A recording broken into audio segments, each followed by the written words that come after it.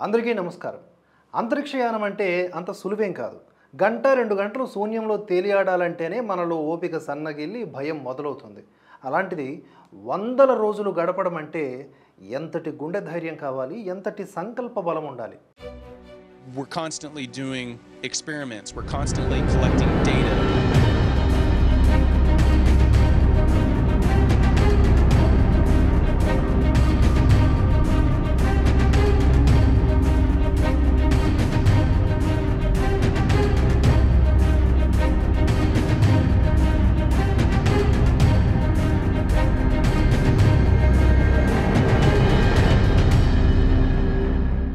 ఈరోజు నాసా వ్యోమగాములు క్షేమంగా భూమికి చేరుకున్నారు.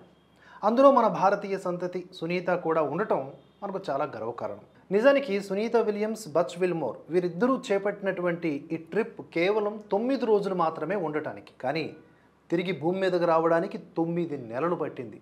ఎన్నో అవాంతరాలు, వాటన్నింటినీ అధిగమించి తలుచుకుంటేనే చెమటలు పడతాయి ఎవరికన్నా.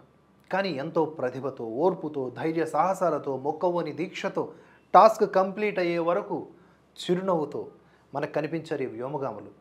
సునీత విలియమ్స్ గురించి ఎక్కువగా మనం మాట్లాడుకోవాలి, ఎందుకంటే మన భారతీయ సంతతి కాబట్టి. ఆమె వయసు 59 సంవత్సరాలు. సో ఇక్కడ మనం గమనించాల్సింది కేవలం వయస్సే కాదు, ఒక స్త్రీ శక్తి తలుచుకుంటే ఎంత సాధించగలదు అని. అలా ఈమె సాధించినటువంటి ఈ ఘనత సమీప కాలంలో ఎవ్వరూ కూడా చేజిక్కించుకోలేరేమో. సునీత విలియమ్స్ తల్లి పేరు ఉర్సులైన్ బోని, తండ్రి పేరు దీపక్ పాండ్యా గారిది గుజరాత్. మరికొన్ని విషయాలు మనం సునీత విలియమ్స్ గురించి చెప్పుకోవాలి అంటే ఆమె 30 రకాల విమానాలు నడపగలరంట. అలాగే 2006, 2012, 2024 ఇలా 3 సార్లు ఆమె స్పేస్కి వెళ్ళారు. ఇంటర్నేషనల్ స్పేస్ స్టేషన్కి వెళ్ళడమే కాదు, స్పేస్ వాక్ చేయడంలో కూడా రికార్డు క్రియేట్ చేశారు ఆమె. ఇలా చెప్పుకుంటూ పోతే ఆమె నేటి తరానికి ఎంతటి ఆదర్శవంతురాలో మనకు అర్థమైపోతుంది. ఫెమినిజం అంటూ, LGBTQ అంటూ ఊరేగేటటువంటి సంత నేటి స్త్రీలలో ఎక్కువైపోతున్నారు. రోజంతా బయట కష్టపడి ఎన్నో వ్యతలు చెంది వచ్చినటువంటి భర్తకు 2 పూటల అన్నం చేసి పెట్టడాన్ని కూడా స్త్రీ హక్కుల హననం కింద భావింపచేస్తున్నటువంటి నేటి విషపు సమాజంలో సునీత విలియమ్స్ స్టోరీ ఒక కనువిప్పు. తన తల్లిదండ్రులకు, భర్తకు గౌరవమిస్తూ ఆ బాధ్యతను నిర్వర్తిస్తూనే చాలా సందర్భాల్లో ఆమె చెప్పారు తనకి ఇంటి పనులు చక్కదిద్దడం అంటే చాలా ఇష్టమని. అదే తన హాబీ అని చెప్పారు. అంతేకాకుండా మూగజీవులతో గడపడం అంటే కూడా ఇష్టం అని చెప్పారు. అలానే తన వృత్తి జీవితంలో కూడా ఈ స్థాయిలో రాణించారు. మున్ముందు కూడా ఈమె ద్వారా లోకానికి ఎంతో విలువైనటువంటి సమాచారం అందుతుంది, అంత ఘనత సాధిస్తారు అనటంలో ఎలాంటి సందేహం లేదు. ఇంటర్నేషనల్ స్పేస్ స్టేషన్ నుంచి గడిచిన మంగళవారం తిరుగు ప్రయాణమైన తర్వాత సునీత విల్మోర్ భారత కాలమానం ప్రకారం బుధవారం తెల్లవారుజామున 3 గంటల 27 నిమిషాలకి ఫ్లోరిడా తీరంలో సేఫ్గా ల్యాండ్ అయ్యారు.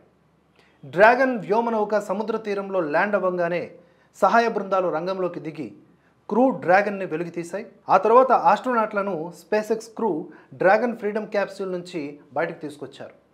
ఫ్లోరిడా తీరంలో స్పేస్ ఎక్స్ క్రూ 9 మిషన్ భూవాతావరణంలోకి తిరిగి ప్రవేశించిన క్షణాల్ని NASA X, YouTube, NASA plus ఇతరత్ర మాధ్యమాల్లో ప్రత్యక్ష ప్రసారం చేసింది. దివి నుంచి భూమికి చేరిన వారిలో మనం చెప్పుకున్నాం కదా, సునీత విలియమ్స్తో పాటుగా విల్మోర్, వీరితో పాటుగా స్పేస్ ఎక్స్ క్రూ 9 వ్యోమగామి నిక్ హ్యాగ్, రష్యన్ వ్యోమగామి అలెగ్జాండర్ గోర్బ్నోవ్ కూడా ఉన్నారు. డ్రాగన్ వ్యోమనౌక భూమికి చేరుకొని పారాచూట్లను ఓపెన్ చేసింది. తిరిగి ప్రవేశించిన తరువాత వ్యోమనౌకను స్థిరీకరించడానికి 2 డ్రోగ్ పారాచూట్లు, ల్యాండింగ్కి ముందు వ్యోమనౌక వేగాన్ని మరింత తగ్గించడానికి 4 ప్రధాన పారాచూట్లను డ్రాగన్ ఫ్రీడమ్ క్యాప్సూల్కి అమర్చారు. అవన్నీ కూడా మీరు వీడియోల్లో గమనించవచ్చు. ల్యాండింగ్ తర్వాత వ్యోమగాములను హ్యూస్టన్లోని జాన్సన్ స్పేస్ సెంటర్కి తరలించారు. అక్కడ వారికి వైద్య పరీక్షలు జరుగుతాయి. దీర్ఘకాల అంతరిక్ష యాత్ర తరువాత వారి శారీరక స్థితిని పరిశీలిస్తారు. చాలా ముఖ్యం ఇది.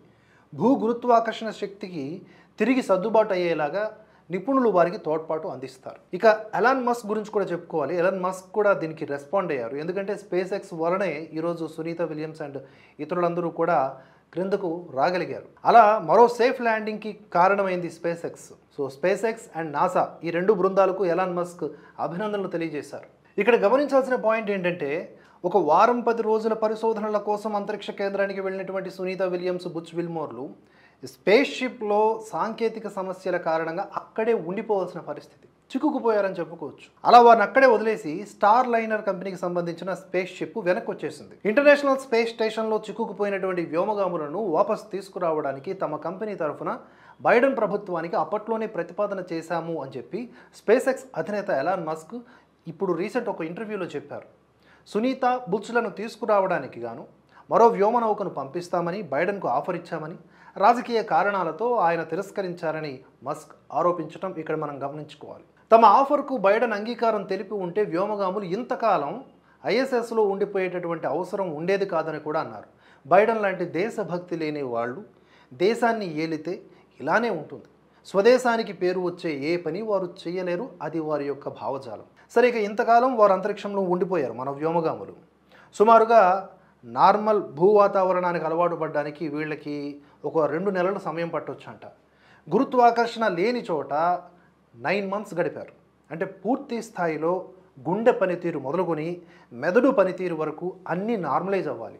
మెల్లగా డాక్టర్ల పర్యవేక్షణలో, నిపుణుల పర్యవేక్షణలో అది సాధ్యమవుతుంది. అంతవరకు చాలా జాగ్రత్త వహించాలి. అలా కాదని ఫ్రీగా మన ఈ వ్యోమగాములందరూ కూడా చకచక మనలాగే మనలో మింగిలైపోయి తిరగలేరు. అలా చేస్తే వారి ప్రాణాలకే ప్రమాదం. అంతరిక్షంలో ఎక్కువ రోజులు గడపడంతో space flight associated neuro ocular syndrome SANS అనే పరిస్థితి రావచ్చు అంటున్నారు నిపుణులు. దీంతో వ్యోమగాముల కళ్ళు దెబ్బతినొచ్చు. మైక్రోగ్రావిటీలో శరీరంలో ద్రవాలు కూడా పైకి మారుతాయి. సో మెదడు కళ్ళపైన కూడా ఒత్తిడి తెస్తాయి. వారి కనుబొమ్మల షేప్ మారిపోతుంది. చూపు కూడా కోల్పోవడానికి కారణమవుతుంది. అంతరిక్షంలో గురుత్వాకర్షణ శక్తి లేకపోవటం వల్ల గాల్లో తేలుతూ ఉంటారు. వారి పాదాలు భూమిపై పడే విధంగా ఉండవు కదా. సో భూమిపై నడిచే అలవాటుని అవి కోల్పోతాయి. అరికాళ్లపై ఏదైతే కఠినమైన చర్మం ఉంటుందో అది మృదువుగా మారిపోతుంది. కాల్సెస్ అంటారు దాన్ని. అలాగే ఊడిపోయే అవకాశాలు కూడా ఉంటాయి. చిన్నపిల్లల పాదాల మాదిరిగా చాలా సెన్సిటివ్గా తయారైపోతాయి. ఈ పరిస్థితినే బేబీ ఫీట్గా పేర్కొంటారు. అంతరిక్షంలో కండరాలు, ముఖ్యంగా కాళ్ళు కానీ వీపు, ఇవన్నీ కూడా శరీరాన్ని పైకి లేపడానికి కష్టపడాల్సిన అవసరం ఉండదు. కాబట్టి అవి కూడా, అంటే దేన్నైతే మనం శరీర భాగాల్ని వాడమో అవన్నీ కూడా కుంచుకుపోతాయి, అలవాటును కోల్పోతాయి. ఎముకలు కూడా బలాన్ని, పటుత్వాన్ని కోల్పోతాయి. ఒక లెక్క ప్రకారం ఈ విధంగా ఎముకలు వాటి ద్రవ్యరాశిని 1% వరకు కోల్పోతాయి ప్రతి నెల. 9 నెలలు ఉన్నారు కాబట్టి almost all Williams and team మొత్తం కూడా 9% కోల్పోయి ఉండొచ్చు ఈ విధంగా. దీనివల్ల వారి ఎముకలు సులువుగా విరిగిపోయే ప్రమాదం ఉంది. మొదట నిలబడడానికి లేదా నడవడానికి కూడా ఇబ్బంది పడతారు. మరొక వింత ప్రభావం ఏంటంటే వారి నాలుక కూడా అంత యాక్టివ్గా ఉండదంట. ఎందుకంటే అంతరిక్షంలో వారు తినే ఆహార పదార్థాలన్నీ ఈ క్యాప్సూల్ రూపంలో ఉంటాయి, ట్యాబ్లెట్స్ రూపంలో ఉంటాయి. అలాగే శరీరంలో ఏ భాగము గురుత్వాకర్షణ శక్తిని అనుభవించదు కాబట్టి నాలుక కూడా బరువు లేనిదిగా అనిపిస్తుంది. అందుకే భూమి మీదకి వాళ్ళు తిరిగి వచ్చిన తర్వాత ఎలా మాట్లాడాలో మళ్ళీ నేర్చుకోవాల్సిన పరిస్థితి వచ్చినా కూడా ఆశ్చర్యం లేదు.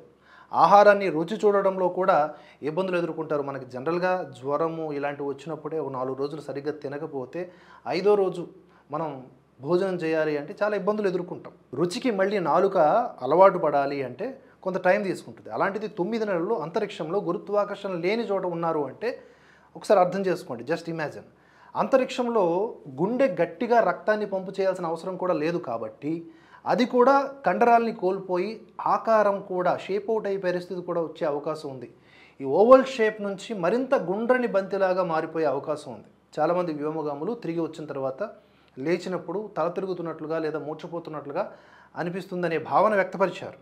దీన్నే ఆర్థోస్టాటిక్ హైపోటెన్షన్ అని అంటారు. ఇలాంటప్పుడు రక్తపోటు అకస్మాత్తుగా పడిపోతుంది. వారి హృదయాలు కూడా మళ్ళీ గురుత్వాకర్షణకు అలవాటు పడడానికి సమయం పడుతుంది. భూమిపైకి వచ్చాక వారి శరీరాలు మాత్రమే కాదు, ఈవెన్ మనస్సులు కూడా అడ్జస్ట్ కావాలి. ఒక 100 రోజులు బిగ్ బాస్ హౌస్ లాంటి వాటిల్లో ఉంటేనే, అంటే మొబైల్ ఫోన్లు వాటికి దూరంగా ఉంటేనే 101వ రోజు వాళ్ళందరూ కూడా ఏదో ఘనత సాధించిన వ్యక్తుల్లాగా అమ్మో ఏం కోల్పోయామన్నట్లుగా వ్యవహరిస్తారు కదా. సరే, ఎందుకంటే చెప్తున్నా అసలైనటువంటి టాస్కులు అవి కావు. సో భూమిపైకి వచ్చాక వారి మనస్సులు కూడా అడ్జస్ట్ కావాలి అనేది ఇక్కడ నోట్ చేసుకోవాల్సిన పాయింట్. చాలా కాలం అంతరిక్షంలో ఒంటరిగా కేవలం 4-5గురితో ఉంటారు. అది కూడా నిత్యము టాస్క్, ఉంటామా పోతామా తెలియదు. అంతా ఒక సెన్సిటివ్ పరిస్థితి అన్నమాట. ఎంతో తెగించి ఉంటే తప్ప అలాంటి పరిస్థితుల్లో మనం హాయిగా ఉండలేం. కానీ మనకి వాళ్ళు ఎప్పటికప్పుడు వీడియోలు మనం రిలీజ్ చేసినా కూడా ఈ 9 నెలల కాలంలో ఆ వీడియోలో వాళ్ళు నవ్వుతూనే కనిపించారు, ఏదో ఒక యాక్టివిటీ చేస్తూ కనిపించారు. That's what the beauty. ఇదంతా కూడా ఇన్స్పిరేషన్ మనం తీసుకోవాల్సింది. అలా చాలా కాలం అంతరిక్షంలో ఒంటరిగా ఉన్న తర్వాత విలియమ్స్ అండ్ విల్మోర్ మిగతా వాళ్ళు ఎవరైనా సరే వాళ్ళందరూ కూడా భూమి మీదకి వచ్చాక ఒక రకమైన దిక్కుతోచని స్థితి కూడా రావచ్చు. అంటే కొంతమందికి, అందరికీ ఇది జరుగుద్దని నేను అనట్లా. ఇప్పుడు చెప్పిన వాటిల్లో ఏమన్నా కొన్ని వీళ్ళు ఫేస్ చేసే అవకాశం ఉందని చెప్తున్నారు. ఒక రకమైన ఆందోళన, నిరాశ ఇలాంటి వాటికి గురయ్యే అవకాశం ఉందని చెప్తున్నారు. అల్పాహారం తీసుకోవడం లేదా డ్రైవింగ్ చేయడం వంటి సాధారణ పనులు మొదట్లో చాలా చాలా కష్టం అనిపించవచ్చు. అలాగే మరికొంతమంది వ్యోమగాములు డీప్ ఎమోషనల్ కనెక్షన్ని కూడా అనుభవిస్తారంట. దీన్నే ఓవర్ వ్యూ ఎఫెక్ట్ అని పిలుస్తారంట. అంతరిక్షంలో ఎక్కువ కాలం గడపటం వల్ల ఈవెన్ రోగ నిరోధక శక్తి కూడా బలహీనపడుతుంది. ఎందుకంటే అక్కడ అన్ని క్రిములు ఉండవు, అక్కడ అంత ఫైట్ చేయాల్సిన అవసరం లేదు, యాంటీబాడీస్. తిరిగి వెంటనే భూమి మీదకి వచ్చినప్పుడు అనారోగ్యాలకు తొందరగా గురయ్యే అవకాశం ఉంటుంది. ఇలా చెప్పుకుంటూ పోతే చాలా లెక్క ఉంది. ఇంత కథ ఉంటుంది. ఇదంతా అయ్యాక ఇంత మళ్ళీ భూ వాతావరణానికి వాళ్ళు అలవాటు పడిన తరువాత అంతరిక్షయానం ద్వారా వాళ్ళు ఏం రీసెర్చ్ చేశారు అనే రిపోర్టు, దానివల్ల మన మానవ లోకానికి ఏం ఉపయోగం అనే కోణంలో పరిశోధనలు సాగుతాయి. మొత్తంగా 17 గంటల ఉత్కంఠభరిత ప్రయాణం అనుకోండి. ఇదంతా కూడా 9 నెలల తర్వాత కాదు, అక్కడ స్టార్ట్ అండ్ ఎండ్ మెయిన్ ఈ జర్నీ 17 గంటల పాటు. అంతేకాదండి, చాలా ఇంట్రెస్టింగ్ అండ్ షాకింగ్ డీటెయిల్స్ ఉన్నాయి. అవన్నీ ఒక్క వీడియోలో కవర్ చేయలేను. నెక్స్ట్ ఇంకో వీడియోలో ఇన్ డీటెయిల్గా చెప్పే ప్రయత్నం చేస్తాను. ఇలా ఈ అంతరిక్ష నౌక వాతావరణంలోకి తిరిగి ప్రవేశించేటప్పుడు ఏదైతే క్యాప్స్యూల్ ఉందో మనం చూస్తున్నాం కదా వైరల్ వీడియోలో, అది గంటకు 28,800 కిలోమీటర్ల వేగంతో ప్రయాణించింది. దీనివలన ఒక ఫ్రిక్షన్ క్రియేట్ అవుతుంది. ఆ ఫ్రిక్షన్ వలన ఉష్ణోగ్రత దాదాపుగా 1600 డిగ్రీల సెల్సియస్కు తీసుకువెళ్తుంది. మరి లోపల ఉన్న వాళ్ళ పరిస్థితి ఏంటి? ఇప్పుడు 50-60 సెల్సియస్ అంటేనే కష్టం, అలాంటిది 1600 డిగ్రీల ఉష్ణోగ్రత అంటే. దానికోసం స్పేస్ ఎక్స్ ఒక ఏర్పాటు చేసింది. క్యాప్సూల్లో PICA అంటే ఫినాలిక్ ఇంప్రిగ్నేటెడ్ కార్బన్ ఆబ్లేటర్ని ఉపయోగించి ఈ వేడిని తగ్గించి లోపల వ్యోమగాముల్ని రక్షించారు. క్యాప్సూల్ ల్యాండ్ అయ్యే టైంకి స్పీడ్ ఎంతో తెలుసా? Just 25 kilometres. ఎక్కడ 2800 కిలోమీటర్ల స్పీడు, ఎక్కడ 25 కిలోమీటర్ల స్పీడు, ఎంతలాగా కంట్రోల్ చేశారు. ఇది కదా ప్రతి మనిషి ఆలోచించాల్సినటువంటి సబ్జెక్టు కూడా. ఇలా ఎంతో ఆసక్తికర సమాచారం. అన్నిటికంటే ముందు మనం అభినందించాల్సిన సమయం ఇది. మన Sunita Williams and Butch Wilmore మిగతా వ్యోమగాములు వీళ్ళందరికీ కూడా అభినందనలు మనం తెలపాలి. ఇటువంటి పరిశోధనలు ఇంకా జరగాలి. లోకానికి ఉపయోగపడేలాగా ఎన్నో విషయాలు ఇటువంటి వారి ద్వారా కనుగొనబడాలి. మనం అంతా బాగుండాలి. మరిన్ని అప్డేట్స్తో మిగిలిన వీడియోల్లో కలుసుకుందాం. Keep watching Bharatavarsha. జై హింద్, జై భారత్.